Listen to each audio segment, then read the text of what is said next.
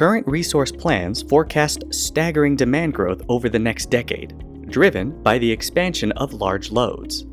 As a first step to meeting the challenge of integrating large loads into our energy landscape, WECC partnered with Elevate Energy Consulting on a large load study that unpacks the issue and potential risks to the West. Data centers are at the forefront of this transformation. By 2030, their energy demand is projected to reach 35 gigawatts, 3 times the generation capacity of Los Angeles. AI technology and cryptocurrency mining contribute to large load growth as well. Crypto mining is highly energy intensive, and AI technology requires 4 times more power than traditional servers. Large loads are not new.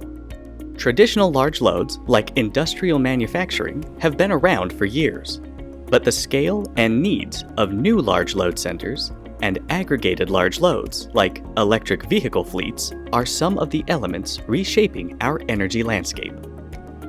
To learn more, visit WECC.org for the complete report and insights on large loads in the Western Interconnection.